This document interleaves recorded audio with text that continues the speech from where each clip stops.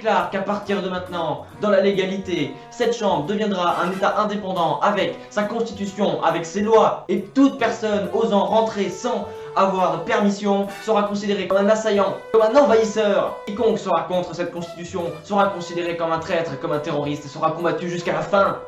Bon, arrête de dire n'importe quoi et viens finir la partie Planetary Annihilation. Moi j'attends depuis une demi-heure. Non, plus tard je fais autre chose. Et attends 2 secondes. On a dépassé la frontière là.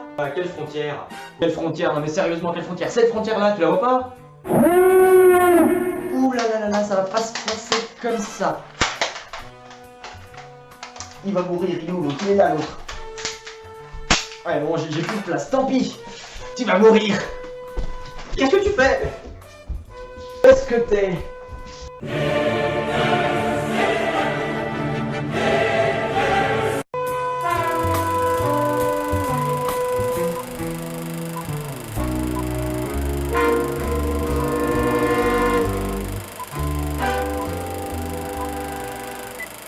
Le Bismarck est un cuirassé très célèbre de la Seconde Guerre mondiale. Il a été commandité par le Troisième Reich et a été construit par le chantier naval Blom-Evos à Hambourg. Sa construction commence le 1er juillet 1936, lorsque sa quille est posée. Son lancement date du 14 février 1939.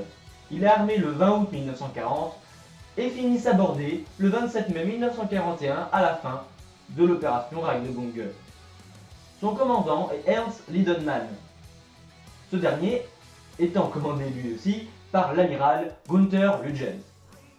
Le navire est composé d'un équipage de 103 officiers et de 1962 marins.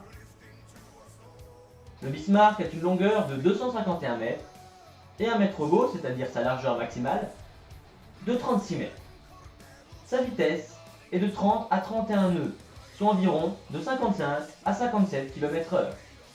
Son armement se compose de 4 tourelles doubles de 380 mm, les batteries principales en somme, 6 tourelles doubles de 150 mm, batterie secondaire cette fois-ci, mais également 8 tourelles doubles de 105 mm, 8 tourelles doubles de 37 et 12 tourelles de 1, donc un canon, de 20 mm, ces 3 dernières étant de l'anti-aérien.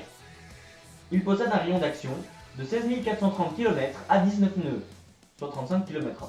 L'opération Rheinebunge est une opération allemande qui date du 18 au 27 mai 1941. Ici, on commencera plus vers le 21. Au début de la guerre, les Américains aident les Anglais militairement et économiquement grâce au convoi. Cette opération allemande avait pour but de perturber ce ravitaillement. Pour cette mission, c'est le cuirassé Bismarck et le croiseur lourd Prinz Eugen qui vont être utilisés. Ils quittèrent la mer Baltique pour rejoindre Bergen en Norvège, où ils mouillèrent dans le Grimstadfjord. C'est ici qu'ils se font repérer par un Spitfire anglais. L'amiral anglais John Tevey ordonna au vieux mais puissant HMS Hood, considéré comme le fleuron de la Royal Navy, et au nouveau cuirassé HMS Prince of Wales, entre autres, de rejoindre le détroit du Danemark, où se trouvaient déjà 2 croiseurs. Voulant rester discret, bien que ce soit un peu trop tard, les navires allemands avancent leur départ. Le Bismarck ne se ravitailla pas. Le 21 mai, à 19h30, la petite flotte allemande quitta Bergen. L'amiral Lütjens décida de passer par le détroit du Danemark, voulant se cacher dans la nuit arctique.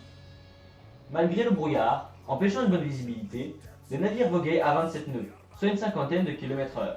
La présence de glace les obligea malgré tout à diminuer cette vitesse. Grâce à leur radar, allumé à cause du brouillard, les Allemands détectèrent le HMS Suffolk à une douzaine de kilomètres d'eux. Le Prinz Eugen intercepta des communications de Suffolk et comprit qu'il venait d'alerter d'autres navires britanniques. À cause du brouillard, encore, les Allemands ne tirèrent pas. Le navire anglais s'éloigna tout en continuant de les suivre. Il fut rejoint par son navire jumeau, le Norfolk. Ce dernier fut pris pour cible par le Bismarck, mais l'onde de choc, due au tir, endommagea le radar du cuirassé allemand. À cause de cette avarie, le Prinz Eugen passa devant. Après quelques tentatives infructueuses pour prendre par surprise les 2 navires anglais, les navires allemands reprirent leur route, bien qu'ils soient sur l'eau. Le mauvais temps prit fin. Au début de la matinée, à environ 5 heures, le Prinz Eugen détecta 2 autres navires inconnus à environ 30 km d'eux. Il s'agissait en fait du Hood et du Prince of Wales. À presque 6 heures du matin, les Anglais firent feu sur le Prince Eugen, qu'ils pensaient être le Bismarck. Ce dernier demanda l'autorisation de répliquer. Huygens hésitait à attaquer les deux plus puissants navires de la Royal Navy, mais Lindenman intervient et dit: Je ne vais pas me laisser canonner mon bateau sous mon cul sans rien faire. Les Anglais arrivaient perpendiculairement aux Allemands. Ces derniers purent donc utiliser la tactique du barrer le T. Ils purent ainsi utiliser toutes leurs tourelles, alors que les Anglais ne pouvaient se servir que de leur arme avant.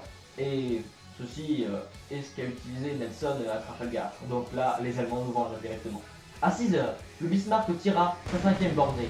Un de ses obus, de 38 cm, perça le pont peu blindé du Hood et explosa dans sa soute arrière, contenant plus de 110 tonnes d'explosifs appelés Cordy.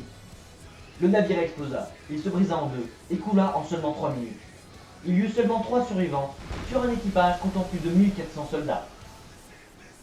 Le cuirassé allemand, qui venait de détruire le fleuron de la Royal Navy, se tourna alors vers le Prince of Wales. Ce dernier, déjà endommagé, ne pouvant pas combattre seul face aux deux navires allemands, décida de battre en retraite, après avoir provoqué un trou dans la coque du Bismarck. Le cuirassé anglais rejoignit les deux croiseurs Suffolk et Norfolk. À 8 heures environ, l'amiral allemand transmit son intention au haut commandement de la marine, l'OKM, de diviser ses forces. Le Prince Eugen allait continuer l'opération, puisqu'il n'était pas endommagé. Le Bismarck, lui, allait changer de cap, pour être réparé dans les chantiers de Saint-Nazaire en France occupée. La Royal Navy ordonna à tous ses navires présents dans la région de couler le Bismarck. C'est la Home Fleet de l'amiral Tovey qui est le groupe le plus important. Il se trouve malgré tout à plus de 600 km des navires allemands. Le cuirassé Rodney, en mission d'escorte, rejoignit également Tovey. Au final, il s'agit de 6 cuirassés et croiseurs de bataille, mais également 2 porte-avions et plein d'autres croiseurs et destroyers qui partaient à la recherche du Bismarck. En tout, c'est 42 navires qui le poursuivaient.